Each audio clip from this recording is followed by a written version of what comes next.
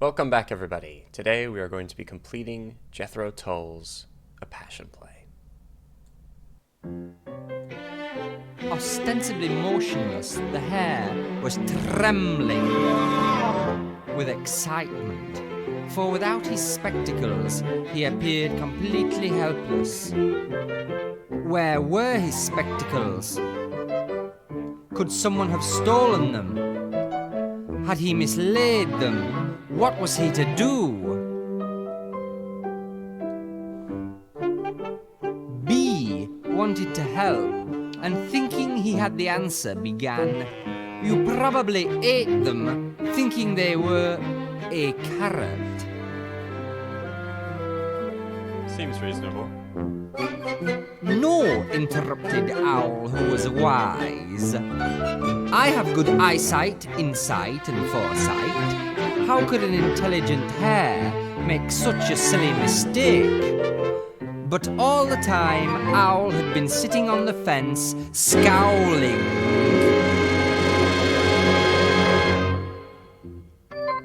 A kangaroo were hopping mad at this sort of talk. She thought herself a far superior in intelligence to the others, as she was their leader, their guru. She had the answer. "Hare, you must go in search of the optician."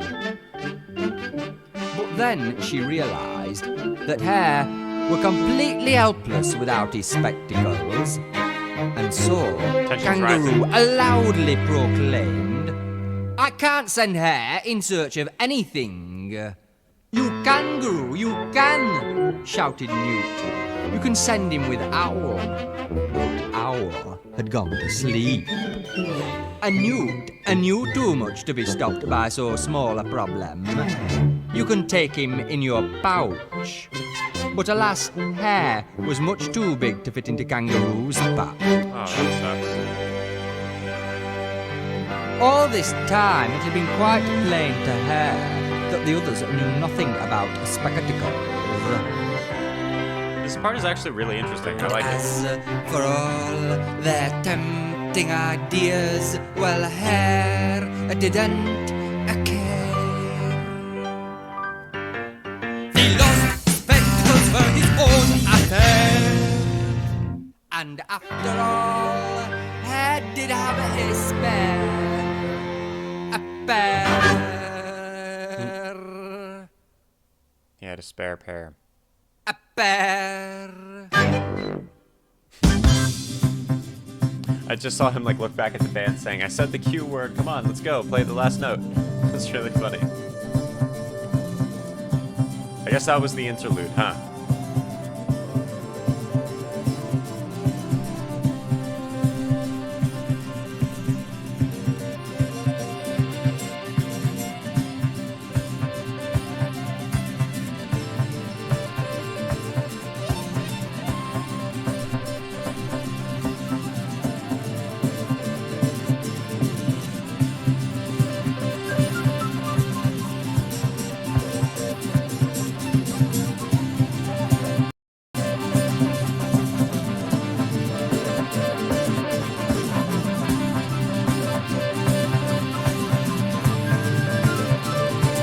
Build it back up. Returning to the play.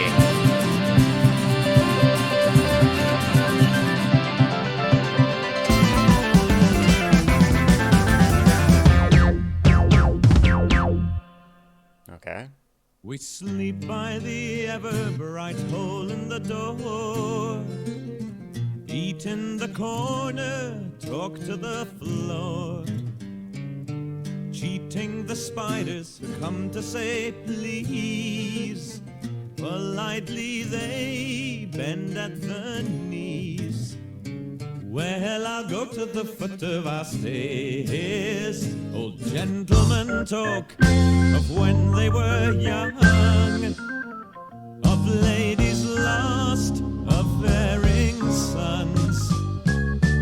Lace-covered dandies revel with friends, pure as the truth, tied at both ends. Well, I'll go to the foot of our stairs. cathedral, spire pointed down. We pray for souls in Kentish town. A delicate hush, the gods floating by, wishing us well, pie in the sky. God of ages, Lord of time, mine is the right to be wrong. Well, I'll go to the foot of our stairs. Jackrabbit misstep, spawn a new breed of love-hungry pilgrims, no bodies to feed. Show me a good man and I'll show you the door. The last hymn is sung and the devil cries more. Okay.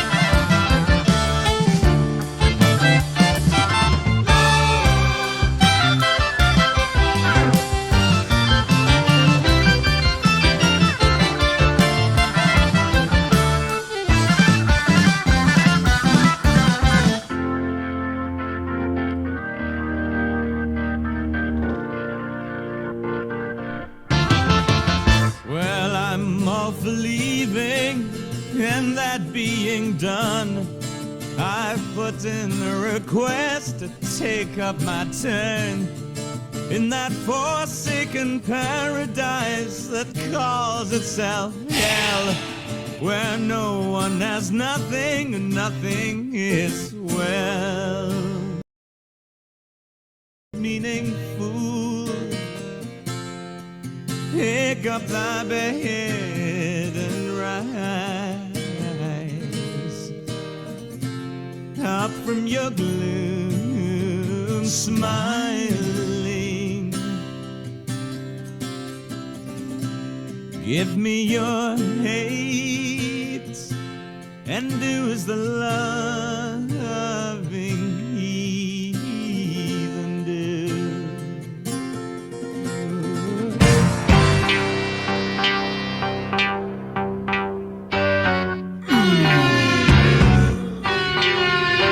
Are we in hell now? Colors I've none, dark or light, red, white or blue. Cold as my touch, freezing. Summoned by name, I am the overseer of you.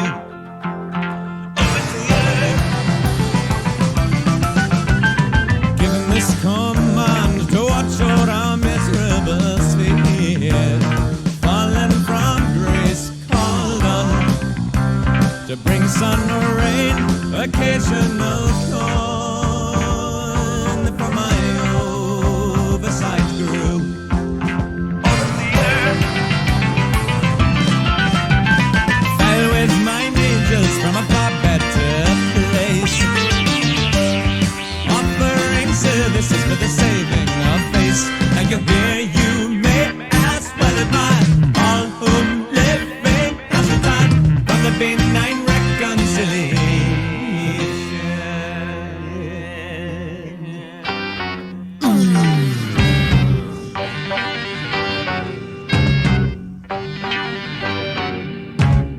Legends were born surrounding mysterious lights seen in the sky flashing. I just lit the fact and then took my leave in the blink of an eye.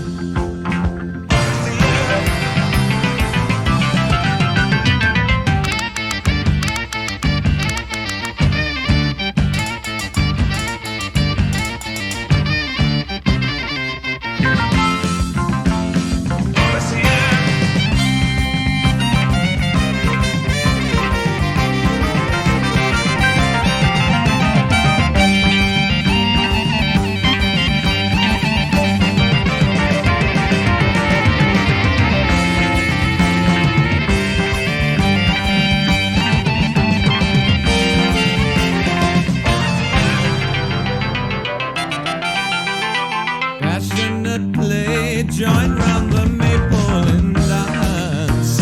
Primitive rites, wrongly summoned by name. I am the overseer of a year.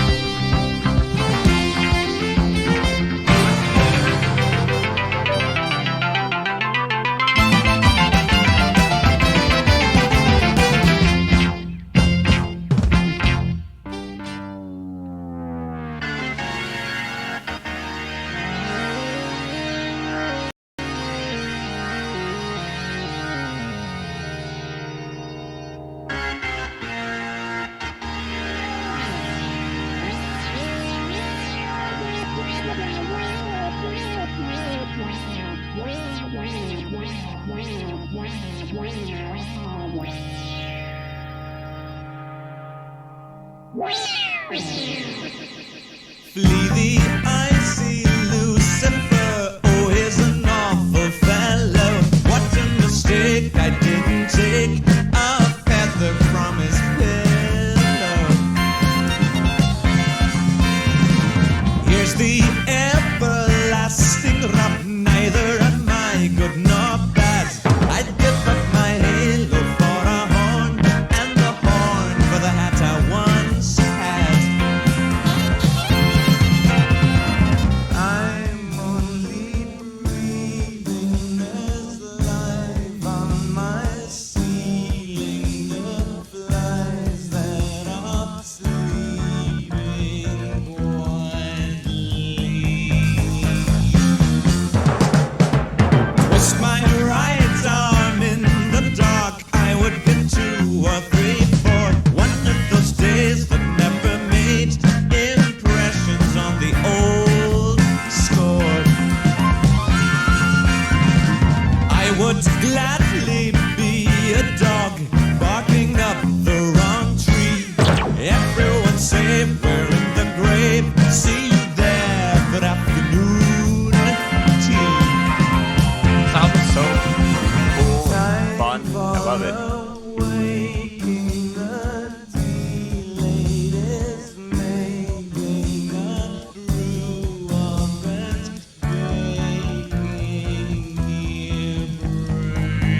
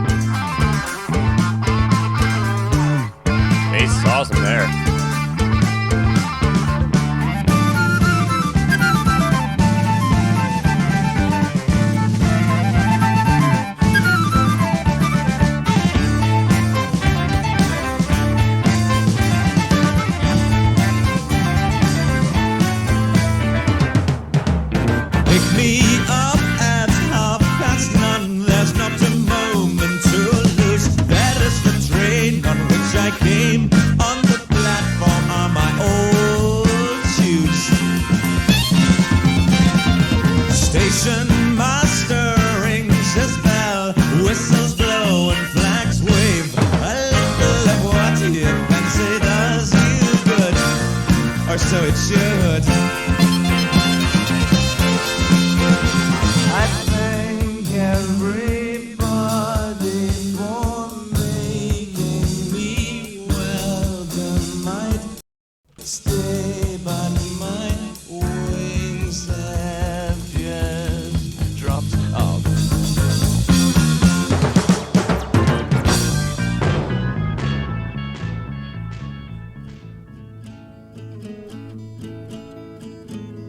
It's a really pretty transition.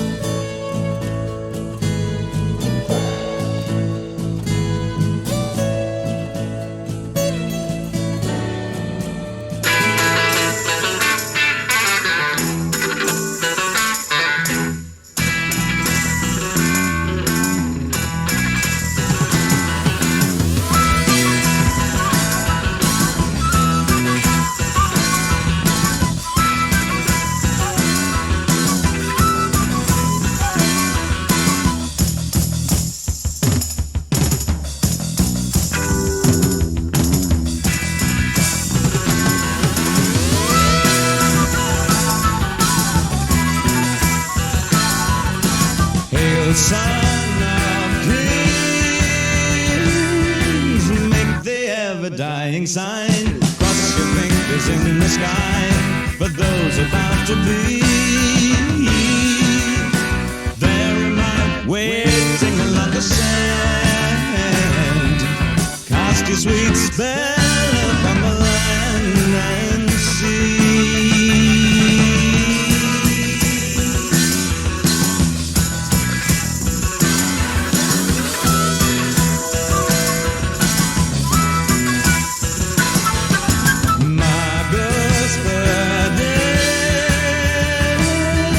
Take your hand from off the chain, loose a whisper, still the rain, the storm about to be. Here am I, voyager into life, tougher the swords that tread the knife's edge. Break the circle, stretch the line, call upon the devil, bring the gods on fire in the conflict to rebel. The passengers upon the ferry crossing, waiting to be born. Hell yeah. Renew the pledge of life's long song, rise to the rebellion horn. Animals queuing at the gates that stand upon the shore. Breathe the ever-burning fire, the gods the ever-adore.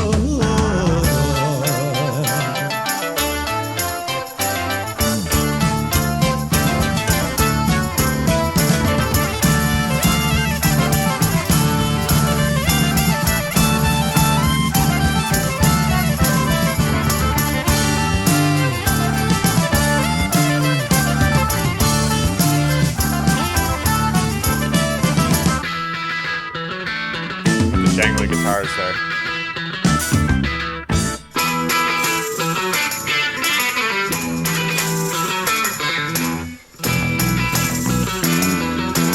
Love how Jethro Tull writes their music, where all the instruments kind of play off each other. It's awesome.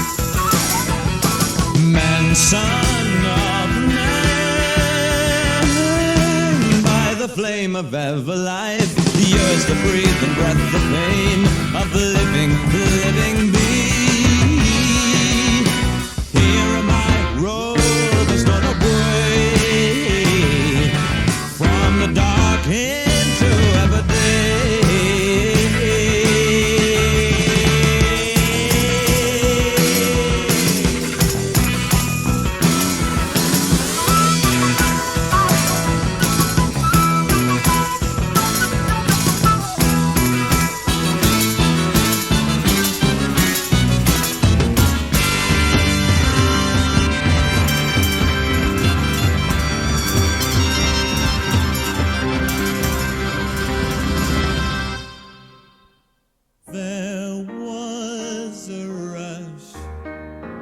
along the Fulham Road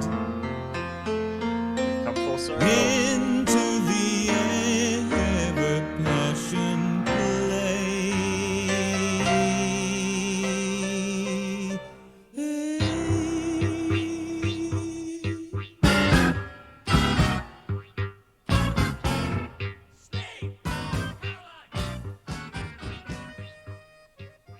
Is that the end?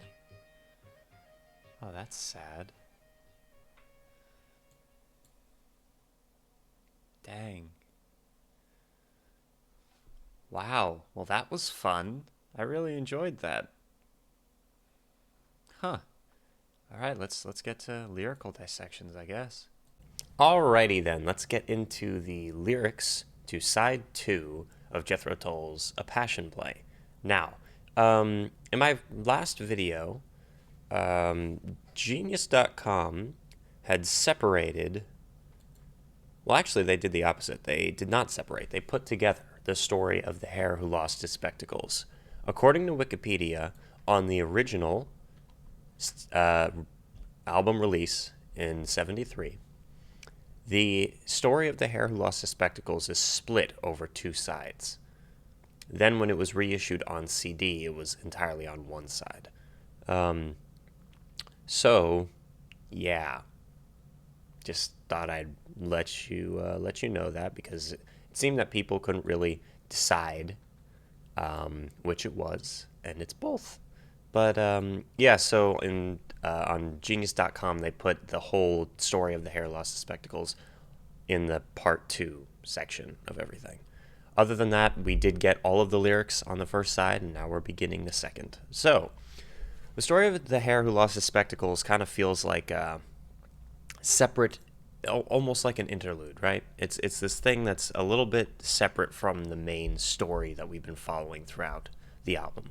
Let's see, because I didn't glean when listening to it a real moral to the story, which is normally how these types of stories go. There's normally a moral to them. So let's see. This is the story of the hare who lost his spectacles. Also, the way of conveying this information was very, very interesting to me. It's kind of funny, really. But yeah. Oh, I did not have that up. Now I do. All right. So this is the story of the hare who lost his spectacles. Owl loved to rest quietly whilst no one was watching. Sitting on a fence one day, he was surprised when suddenly a kangaroo ran close by. Now this may seem strange, but when Owl overheard Kangaroo whisper to no one in particular, "The hare has lost his spectacles," well, he began to wonder.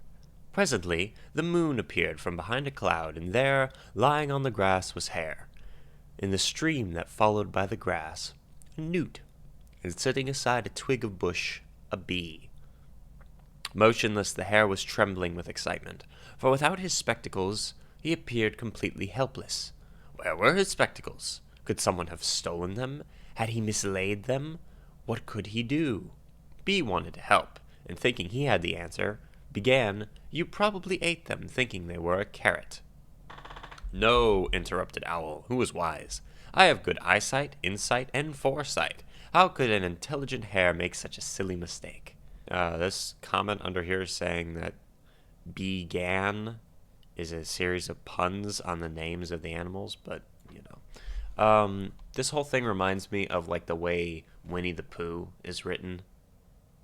Like, he was trembling with excitement because without his spectacles he appeared completely helpless, you know?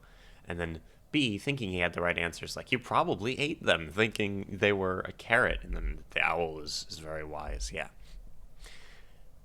Anyway, but all the time Owl had been sitting on the fence scowling. Kangaroo was hopping mad at this sort of talk. She thought herself far superior in intelligence to the others, and yet they all think they're smarter than the other ones too. She was their leader, their guru. She had the answer.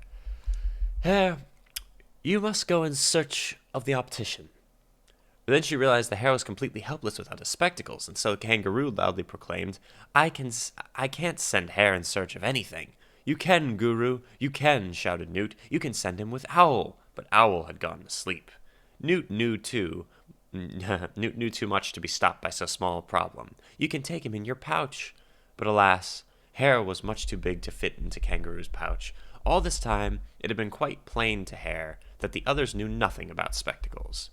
As for all their tempting ideas, Hare didn't care. The lost spectacles were his own affair, and after all, Hare did have a spare pair. A pair. I guess maybe there isn't a moral to that. It was very funny to listen to, though, for some reason. I mean, there aren't like a bunch of specific jokes or anything in it, but for whatever reason, it was very humorous. And then we return with Forced Dance number 2, which is an instrumental, then The Foot of Our Stairs. We sleep by the ever-bright hole in the door, eat in the corner, talk to the floor, cheating the spiders who come to say please, they bend at the knees. Well, I'll go to the foot of our stairs. Old gentlemen talk of when they were young, of ladies lost, of erring sons. Lace-covered dandies revel with friends, pure as the truth tied at both ends. Well, I'll go to the foot of our stairs, scented cathedral spire pointing down. We pray for souls in Kentish town. A delicate hush, the gods floating by, wishing us well, pie in the sky, God of ages, Lord of time. Mine is the right to be wrong. Well, I'll go to the foot of... Mine is the right to be wrong. That is a very interesting line. I'll go to the foot of our stairs. Jackrabbit Mister spawn a new breed of love-hungry pilgrims, no bodies to feed. Show me a good man and I'll show you the door. The last hymn is sung, and the devil cries more. Well, I'm all for leaving, and that being done, I'll put in a request to take up my turn in that forsaken paradise that calls itself hell, where no one has nothing and nothing is well-meaning fool. Pick up thy bed, rise up from your gloom, smiling, give me your hate, do as the loving heathen do. So, he looks around at heaven, and he sees everyone just kind of reminiscing of when they were... Yeah, the narrator now in heaven is lamenting the fact that all anyone in heaven seems to do is longingly remember the old days. And nothing really occurs in this heaven. And he's kind of just bored. So he's like, hey, do you think maybe I could go to hell instead? There's a Shel Silverstein poem kind of like that. There's a guy who likes chopping down trees, I think. And then he dies at the end. And he goes to heaven, but he hates it there and decides to go to hell instead. Something like that. Anyway. Yeah, the gods floating by. Just wish us well. Have a good time, you guys. Then he's like, I should have the right to be wrong. So he's like, all right, let's get out of here. So now he goes down, and we've got the Overseer's Overture. This section of the album takes place in hell, likely sung from the point of view of Satan or Lucifer himself. Colors I've none, dark or light, red, white, or blue, cold is my touch. Interesting that they use specifically red, white, and blue there. Summoned by name, I am the Overseer over you, given this command to watch over our miserable sphere, fallen from grace, called on to bring sun or rain. Occasional corn from my oversight grew, fell with mine angels from a far better place, offering services for saving of face. Now you're here, you might as well as admire all whom living has retired from the benign reconciliation. Legends were born surrounding mysterious lights, seen in the sky, flashing. I just lit... That means bundle of wood, right? Yes, it does, in this context. Cool. Then took my leave in the blink of an eye. Passionate play. Join round the maypole and dance. Primitive right, wrongly. Summoned by name, I am the Overseer over you. So, the Overseer is like, I now control everything you do and you must work for me. And he's like, oh, this sucks. Free from the icy Lucifer. He's an awful fellow. What a mistake. I didn't take a feather from his pillow. Here's the everlasting rub. I'm not good and I'm not bad. Yeah. I had to talk about that just the other day, actually. Interesting. I'd give up my halo for a horn and the horn for the hat I once had.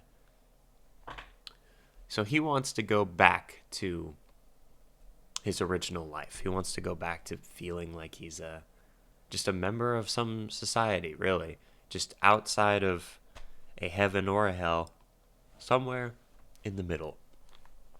I'm only breathing. There's life on my ceiling. The flies that are sleeping quietly. Twist my right arm in the dark. I would give 2 or 3 for one of those days that never made impressions on the old score. I would gladly be a dog barking up the wrong tree. Everyone's saved. We're in the grave. See you there for afternoon tea. Time for awaking, the tea lady's making a brew up and baking new bread. Pick me up 9:30. There's not a moment to lose. There is the train on which I came, on the platform are my old shoes. Station master rings his bell, whistles blow, and flags wave. A little of what you fancy does you good, or so it should. I thank everybody for making me welcome. I'd stay, but my wings have just dropped off. I love how this started as like a typical story. You know, it sounded like something from mythology, the entire passion play. But then at the end, it takes a very subversive route and is like, you know what? Screw all you deities. I'm going to go back to Earth and have fun there. So then we have an instrumental called To Paddington. Then this song. Hail, sons of kings, made the ever-dying sign. Cross your fingers in the sky for those about to be. There I am waiting along the sand. Cast your sweet spell upon the land and sea. Magnus per day. Take your hand from off the chain. Lose a wish to still the rain, the storm about to be. Here I am, voyager into life. Tough are the souls that tread the knife's edge. Break the circle, stretch the line, call upon the devil. Bring the gods' own fire. In the conflict revel. The passengers upon the ferry crossing, waiting to be born. Renew the pledge of life's long song. Rise to the reverie? To this horn. Interesting. Animals queuing at the gate that stands upon the shore. Breathe the ever-burning fire that guards the ever-door. You, man, son of man, by the flame of ever-life, yours to breathe, and breathe the pain of living, but in living, be. Here I am. Roll the stone away from the dark into everyday. That's an interesting, it's like rolling the stone away from the grave. He's being resurrected 3 days later. There was a rush along Fulham Road into the ever-passion play. And that's the end. That's the end. That's either bringing us back to the original, just kind of to remind us how this all started, or it's like, I wonder if it's like reincarnation, where he's born again as a child, or if it's the rush is because he's like, kind of isn't actually dead. He's like, I'm alive, yay. You know, I have no idea. But yeah, the passengers upon the ferry, reference to Greek myth river of Styx, across which the recently dead are ferried into the underworld, later popularized by Dante's Divine Comedy. And that is a passion play by Jethro Tull. I liked the story. There was a lot of stuff that, like, that Wikipedia article was definitely helpful with, you know, in kind of understanding what the hell's going on. Musically, it was very complex and very fun. I liked some of the changes that they made, like the way that they changed up some of the main instruments. Yeah, it was just a fun album. Then we've got over here on Jethro Tull's website, there's a little bit of information, so I just thought I'd look at it. Like its predecessor, Thick as a Brick, A Passion Play is a concept album with a single song split on the two parts of the original vinyl LP release.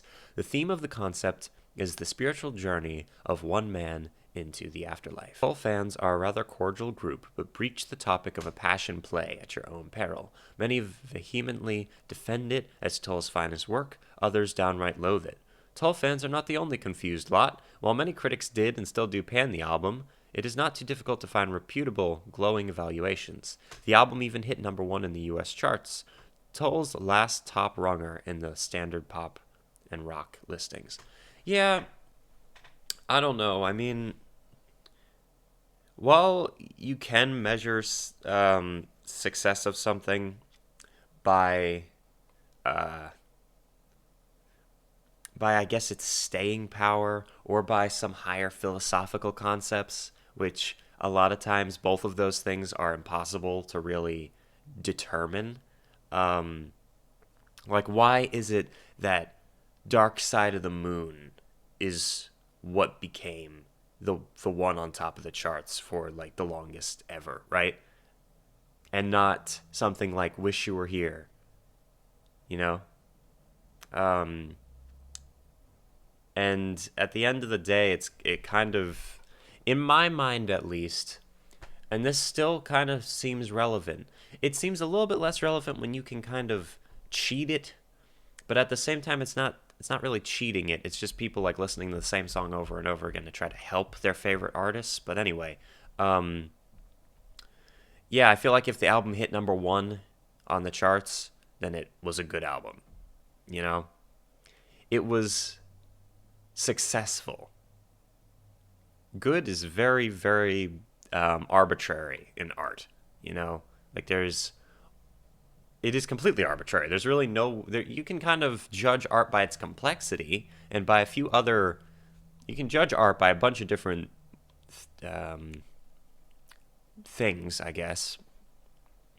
But at the end of the day, you can't say what is good to other people. You can only say what's good to you, which is the problem with critics and reviewers and Rolling Stone and Pitchfork and all the publications that do this stuff, and NPR and all of them, you know, because it's very opinion based.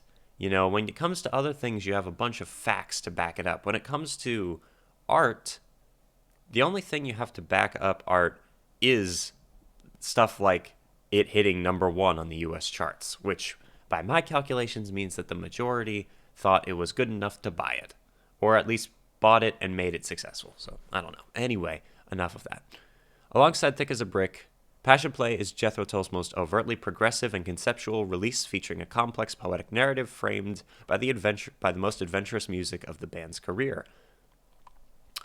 I guess. I mean, I really like Thick as a Brick, probably a little bit more than a Passion Play. But that's just me.